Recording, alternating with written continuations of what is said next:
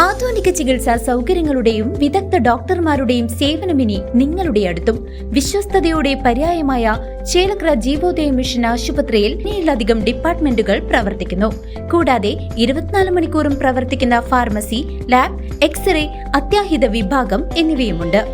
അത്യാധുനിക ultrasound, 2D echo, audiometry, ECG, EMG, sleep lab, spirometry, PFT, TMT തുടങ്ങിയ പരിശോധനാ സൗകര്യങ്ങൾ ഇവിടെ ലഭ്യമാണ്. ഏറ്റവും കുറഞ്ഞ നിരക്കിൽ ഡയാലിസിസ് സേവനവും ഒരുക്കിയിരിക്കുന്നു. അത്യാധുനിക ആംബുലൻസ്, ICU ആംബുലൻസ് സേവനവും ലഭ്യമാണ്. ചെറുതുരുത്തിയിൽ യുദ്ധസ്മാരകം ഉയരുന്നു.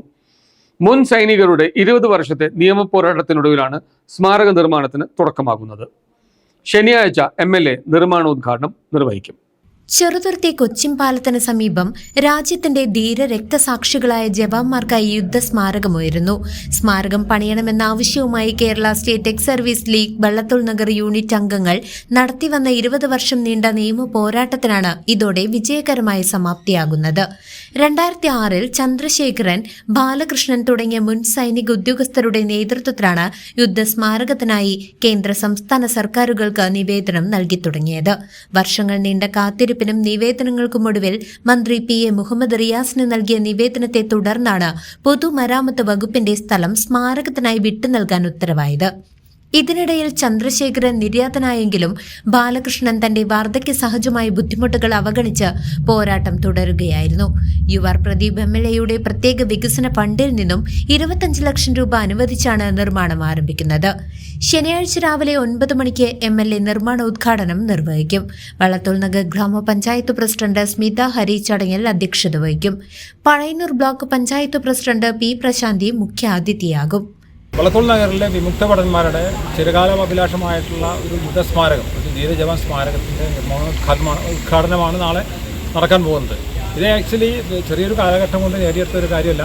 2006 മുതൽ ഞങ്ങളുടെ സീനിയേഴ്സായിട്ടുള്ള സ്വർഗീയ ഓണറി ക്യാപ്റ്റൻ ചന്ദ്രശേഖരൻ സാറ്, അതുപോലെ തന്നെ ഞങ്ങളുടെ എല്ലാമായിട്ടുള്ള ഞങ്ങൾക്ക് എപ്പോഴും ഞങ്ങളുടെ കൂടെ നിൽക്കുന്ന ഞങ്ങളുടെ ഓണറി ക്യാപ്റ്റൻ ബാലകൃഷ്ണൻ സാറ്, അതുപോലെ തന്നെ നാട്ടിലെ തന്നെ പല പ്രമുഖരും അശ്രാന്ത പരിശ്രമം കൊണ്ട് നീണ്ട പരിശ്രമത്തിൻ്റെ ഭാഗമായിട്ടാണ് ഇന്ന് നമുക്ക് ഇങ്ങനൊരു നേട്ടം കൈവരിക്കാൻ പറ്റിയത്.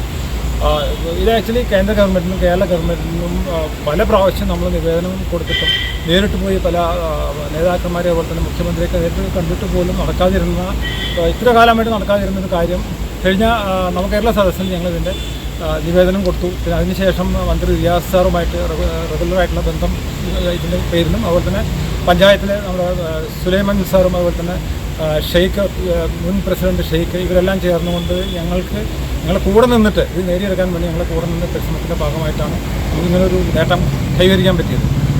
ശരിക്കും പറഞ്ഞാൽ ഇത് എന്തിനാണ്, ഒരു സ്മാരകം എന്തിനാണെന്നുള്ളത് നമ്മുടെ നാട്ടിലെ ആളുകൾ അറിഞ്ഞിരിക്കേണ്ട ഒരു ആവശ്യമാണ്. വെറുതെ നമുക്കൊരു സ്മാരകം ഉണ്ടാക്കി ഒരു ഭംഗിക്ക് വന്ന് ഒരു ഫോട്ടോ എടുത്ത് പോകേണ്ട ഒരു വസ്തുവല്ല ഒരു സ്മാരകം എന്ന് പറയുന്നത്, പ്രത്യേകിച്ച് ഒരു യുദ്ധസ്മാരകം. ഞങ്ങൾ വിമുക്ത ഭടന്മാരുടെ ഒരു ഉത്തരവാദിത്തമാണ് ഇത് ആൾക്കാരിലേക്ക് എത്തിക്കുക എന്നുള്ളത്.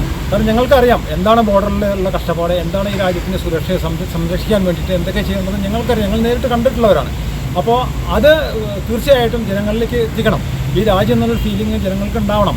ഇത് ഈ വിമുക്ത ഭടന്മാരും ഞങ്ങളെപ്പോലുള്ള ഞങ്ങളുടെ ഫാമിലീസും എല്ലാവരും ചെയ്തിട്ടുള്ള കഷ്ടപ്പാടുകളും ഇന്നും നമ്മുടെ ബോർഡറിൽ നമ്മുടെ പട്ടാളക്കാർ കഷ്ടപ്പെടുന്നതും ഇതെല്ലാം നമുക്ക് വേണ്ടിയിട്ടാണ്. അങ്ങനൊരു ബോധം എല്ലാവർക്കും ഉണ്ടാക്കിയെടുക്കണം. അതിനു വേണ്ടിയിട്ടുള്ള ഒരു പ്രതീകം എന്നുള്ള രീതിയിലുള്ള ഒരു സ്മാരകം. CCV news, Cheruthuruthy.